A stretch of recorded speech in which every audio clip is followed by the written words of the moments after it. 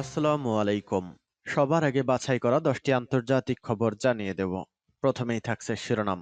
তবে তার আগে অনুরোধ থাকবে ভিডিওটিতে একটি লাইক দিবেন।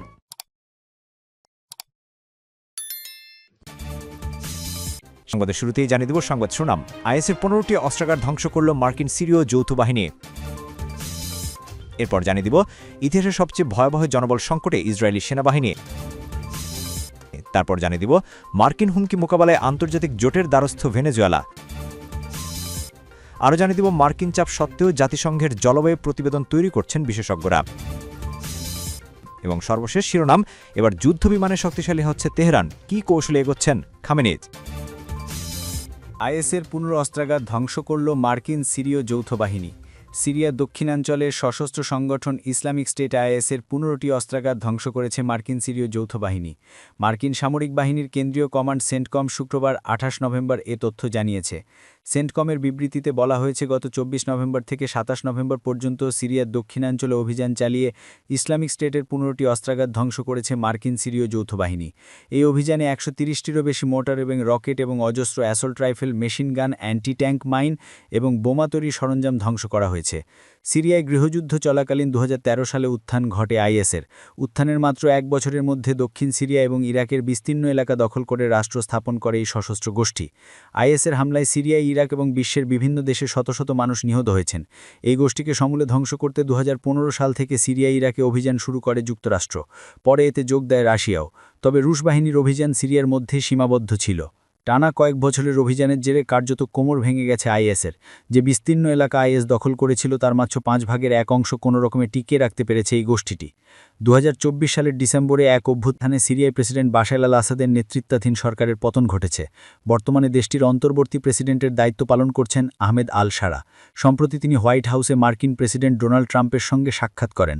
সে সময় ট্রাম্প বলেন, অভ্যুত্থান পরবর্তী সিরিয়ায় আহমদ আল শারার নেতৃত্বাধীন সরকারকে সব ধরনের সহযোগিতা প্রদান করবে যুক্তরাষ্ট্র। ইতিহাসের সবচেয়ে ভয়াবহ জনবল সংকটে ইসরায়েলি সেনাবাহিনী। বর্তমানে ইতিহাসের সবচেয়ে ভয়াবহ জনবল সংকটের মুখে পড়েছে ইসরায়েলের সেনাবাহিনী। দেশটির রিজার্ভ জেনারেল ও সামরিক বিশ্লেষক ইজ্জাক ব্রিক তার মতে, অব্যাহত যুদ্ধ ও কর্মকর্তাদের বাহিনী এড়িয়ে যাওয়ার মনোভাবের কারণে দেশটির সেনাবাহিনী এখন ইতিহাসের সবচেয়ে বড় জনবল সংকটে পড়েছে। দৈনিক মারিভে প্রকাশিত এক মতামত নিবন্ধে তিনি বলেন, সাম্প্রতিক মাসগুলোতে হাজার হাজার কর্মকর্তা ও নন কমিশনড অফিসার ডাকে সাড়া দেননি বা চাকরির মেয়াদ নবায়ন করতে অস্বীকৃতি জানিয়েছেন। গাজায় 2 বছর ধরে আগ্রাসন চালিয়েছে ইসরায়েল। এই যুদ্ধে দেশটির 923 সেনা নিহত এবং আহত হয়েছে আরও প্রায় 4,500। ইসরায়েলি সেনাবাহিনীর তথ্য উদ্ধৃত করে দেশটির গণমাধ্যমে সব জানায়। এছাড়া বর্তমানে প্রায় 20,000 সেনা যুদ্ধ পরবর্তী মানসিক ধকল বা পোস্ট ট্রমেটিক স্ট্রেসে ভুগছে বলে উল্লেখ করা হয়। মূলত কঠোর মানসিক সেন্সরশিপের মধ্যেও যুদ্ধে প্রকৃত হতাহতের সংখ্যা গোপন রাখার অভিযোগ উঠেছে ইসরায়েলি সেনাবাহিনীর বিরুদ্ধে, যাতে সেনা সদস্যদের মনোবল ধরে রাখা যায়। ব্রিক জানান, সেনাবাহিনীর বহু কর্মকর্তা দ্রুত অবসর নিতে চাইছেন এবং তরুণ সদস্যরা দীর্ঘমেয়াদী চুক্তিতে যেতে অস্বীকৃতি জানাচ্ছেন। ফলে সেনাবাহিনী বিভিন্ন শাখায় ব্যাপক জনবল ঘাটতি তৈরি হয়েছে। তার মতে, এই সংকট এখন সামরিক সরঞ্জাম রক্ষণাবেক্ষণ এবং যুদ্ধোপকরণ পরিচালনাকেও বাধাগ্রস্ত করছে। তিনি সতর্ক করে বলেন, এভাবে চলতে থাকলে সেনাবাহিনী সম্পূর্ণ অচল অবস্থায় চলে যেতে পারে। আর এই পরিস্থিতির জন্য ব্রিক পূর্ববর্তী চিফ অফ স্টাফদের ভুল সিদ্ধান্তকে দায়ী করেন। তার মতে, গত কয়েক বছরে জনবল কমানো এবং সেনা সদস্যদের সার্ভিসের মেয়াদ কমিয়ে আনার মতো এমন সব পদক্ষেপে বিষম শূন্যতা তৈরি করেছে, আর এটি দ্রুত পূরণ করা সম্ভব নয়। তিনি বলেন, এসব সিদ্ধান্ত অভিজ্ঞ সেনাদের সেনাবাহিনীর বাইরে ঠেলে দিয়েছে এবং অদক্ষ সদস্যদের সংবেদনশীল পদে রেখে দিয়েছে, আর তারা বর্তমান যুদ্ধক্ষেত্রের বাস্তবতার সঙ্গে মানিয়ে নিতে পারছে না। তার অভিযোগ, বহু বছর ধরে সেনাবাহিনীর জনবল বিভাগ দায়িত্বজ্ঞানহীনভাবে চলছে এবং মানব সম্পদ ব্যবস্থাপনার মূল সমস্যাগুলোর উপেক্ষা করেছে। পুরনো প্রযুক্তিও দিচ্ছে না তথ্য ভাণ্ডারের কারণে সেনাবাহিনী তৎঅনত্বে ভুগছে বলেও তিনি উল্লেখ করেন। ব্রিক সতর্ক করেন, এই জনবল সংকট দ্রুত ইসরায়েল সেনাবাহিনীকে সম্পূর্ণ অচল করে দিতে পারে। মার্কিন হুমকি মোকাবেলায় আন্তর্জাতিক জোটের দ্বারস্থ ভেনেজুয়েলা। ভেনেজুয়েলার প্রেসিডেন্ট নিকোলাস মাদুরো মার্কিন প্রেসিডেন্ট ডোনাল্ড ট্রাম্পের বর্ধমান ও বেআইনি হুমকি মোকাবেলায় তেল রপ্তানিকারক দেশগুলোর সংস্থা ওপেকের সহায়তা চেয়েছেন। সোমবার 1 ডিসেম্বর আল জাজিরার এক প্রতিবেদনে এই তথ্য জানানো হয়েছে। রোববার ওপেক সদস্য দেশগুলোর উদ্দেশ্যে পাঠানো এক চিঠিতে মাদুরো অভিযোগ করেন, যুক্তরাষ্ট্র ভেনেজুয়েলার বিশাল তেল সম্পদ দখল করতে চায়। তিনি বলেন, এই আগ্রাসন বিশ্ব জ্বালানি বাজারের স্থিতিশীলতার জন্য গুরুতর হুমকি। টেলেসুরের প্রকাশিত চিঠিতে মাদুরো ওপেক ও ওপেক প্লাস দেশগুলোর প্রতি ভূখণ্ড, জনগণ ও রাষ্ট্রীয় প্রতিষ্ঠানের উপর প্রাণঘাতী মধ্যম শক্তির ব্যবহারের বিষয়ে আনুষ্ঠানিকভাবে অভিযোগ করেন মাদুরো। বিশ্বের সর্বোচ্চ তেল মজুদ থাকা সত্ত্বেও 2023 সালে ভেনেজুয়েলার তেল রপ্তানি ছিল মাত্র $4.05 বিলিয়ন, যেটা যুক্তরাষ্ট্রের নিষে থাকার কারণে যা অন্যান্য বড় তেল উৎপাদনকারী দেশের তুলনায় অনেক কম। চিঠির একদিন আগে ট্রাম্প তার ট্রুথ সোশ্যাল প্ল্যাটফর্মে দাবি করেন যে ভেনেজুয়েলার আকাশভাবী সম্পূর্ণভাবে বন্ধ বলে বিবেচনা করুন, যদিও তিনি সে বিষয়ে বিস্তারিত ব্যাখ্যা দেননি। ভেনেজুয়েলা এই মন্তব্যকে ঔপনিবেশিক হুমকি বলে আখ্যায়িত করেছে। মাদুরো সরকার দীর্ঘদিন ধরে দাবি করেছে, ক্যারিবীয় অঞ্চলে যুক্তরাষ্ট্রের সামরিক উপস্থিতি বাড়ানোর উদ্দেশ্য হল দেশের তেল ও গ্যাস সম্পদের নিয়ন্ত্রণ নেওয়া। যদিও ওয়াশিংটন বলছে তাদের কার্যক্রম মাদক অভিযানকে কেন্দ্র করে, কিন্তু সমালোচকরা বলছেন যুক্তরাষ্ট্রের নিজস্ব তথ্যই দেখায় যে ভেনেজুয়েলা থেকে আসা মাদকের পরিমাণ খুবই কম। এদিকে যুক্তরাষ্ট্রের হামলায় কথিত আবিষ্কৃত মাদকবাহী জাহাজে অন্তত ৮৩ জন নিহত হয়েছে, যা মানবাধিকার সংগঠনগুলো আন্তর্জাতিক আইনের লঙ্ঘন বলে উল্লেখ করেছে। এছাড়া যুক্তরাষ্ট্র ক্যারিবিয়া অঞ্চলে বিশাল সামরিক উপস্থিতি বজায় রেখেছে, যার মধ্যে রয়েছে বিশ্বের সর্বোচ্চ বিমানবাহী রণতরী USS জেরাল্ড আর ফোর্ড, অন্যান্য যুদ্ধবাহক হাজারো সৈন্য ও F-35 যুদ্ধবিমান। মার্কিন চাপ সত্ত্বেও জাতিসংঘের জলবায়ু প্রতিবেদন তৈরি করছেন বিশেষজ্ঞরা। প্যারিসের বাইরে সোমবার প্রায় ৬০০ বিশেষজ্ঞ জাতিসংঘের পরবর্তী জলবায়ু প্রতিবেদন তৈরির কাজ শুরু করতে মিলিত হচ্ছেন। মার্কিন প্রেসিডেন্ট ডোনাল্ড ট্রাম্প জলবায়ু পরিবর্তন ও বিশ্ব উষ্ণায়নের বিষয়ে আন্তর্জাতিক ঐক্যমত্যকে চ্যালেঞ্জের মুখে ফেলার পর তারা প্রতিবেদনটি তৈরি করতে যাচ্ছেন। ২০২৩ সালে প্রকাশিত আন্তঃসরকার জলবায়ু পরিবর্তন প্যানেল বা IPCC এর পূর্ববর্তী প্রতিবেদনে সতর্ক করা হয়েছে যে ২০৩০ সালের মধ্যে বিশ্ব ১.৫ ডিগ্রি সেলসিয়াস তাপমাত্রার সীমা অতিক্রম করার পথে রয়েছে। জাতিসংঘ বলছে পৃথিবীর জলবায়ু পরিবর্তনের একটি সীমা রয়েছে যা অতিক্রম করলে ভয়াবহ প্রাকৃতিক দুর্যোগ যেমন ঝড়, বন্যা ও খরা দেখা দিতে পারে, আর এটি আশঙ্কার চেয়েও দ্রুত গতিতে বৃদ্ধি পাচ্ছে। ১০০টিরও বেশি দেশের বিশেষজ্ঞরা সেন্ট ডেনিসের একটি আকাশচুম্বী ভবনে ৫ দিনের জন্য মিলিত হচ্ছেন। তারা এমন একটি প্রক্রিয়া শুরু করছেন যা IPCC এর ৭ম মূল্যায়ন প্রতিবেদনের সঙ্গে সমাপ্ত হবে এবং ২০২৮ বা ২০২৯ সালে এটি প্রকাশিত হওয়ার কথা রয়েছে। বিশেষজ্ঞদের কাজটি মার্কিন প্রশাসনের প্রতিবন্ধকতার সম্মুখীন হতে পারে। মার্কিন প্রেসিডেন্ট গত সেপ্টেম্বর মাসে জাতিসংঘে এক বক্তৃতা জলবায়ু পরিবর্তনকে সবচেয়ে বড় প্রতারণা বলে উল্লেখ করেছেন। এবার যুদ্ধবিমানে শক্তিশালী হচ্ছে তেহরান। কী কৌশলে এগোচ্ছেন খামেনি? মধ্যপ্রাচ্যের আকাশসীমায় নতুন করে শুরু হয়েছে সামরিক ভারসাম্যের খেলা। সম্প্রতি ইরানের আকাশসীমায় পুরনো হলেও কার্যকর MiG-29 যুদ্ধবিমানের আগমন আন্তর্জাতিক মহলে জল্পনা তৈরি করেছে। আন্তর্জাতিক বিশ্লেষকদের মতে এটি রাশিয়ার সরবরাহ করা সম্ভাব্য নতুন চালানের অংশ হতে পারে।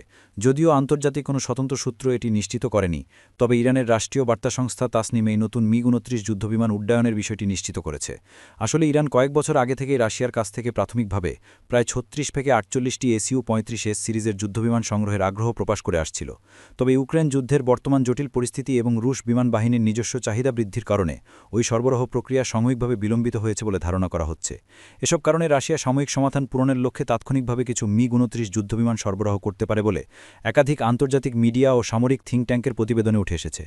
এছাড়া দেশটি চীনের কাছ থেকে অজানা সংখ্যক J-10C সিরিজের যুদ্ধবিমান ক্রয় করতে যাচ্ছে বলেও একাধিক তথ্যসূত্রে সংবাদ প্রকাশিত হলেও বিষয়টি ইরান কিংবা চীন সরকারের তরফে নিশ্চিত করা হয়নি।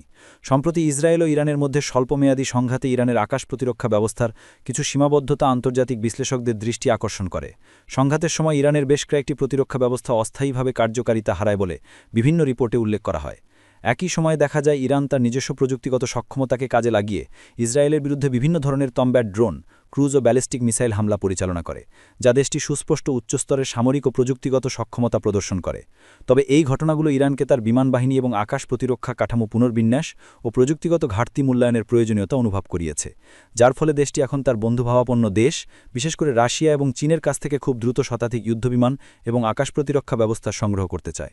ইরানের বর্তমান বিমানবহরকে বিবেচনায় নিলে দেখা যায় যে সংখ্যাগতভাবে দেশটির হাতে প্রায় 1000-এর কাছাকাছি কম্ব্যাট এয়ারক্রাফট থাকলেও এর অধিকাংশ প্ল্যাটফর্ম 1960 থেকে 1980 দশকের অতি পুরনো প্রযুক্তির উপর নির্ভরশীল।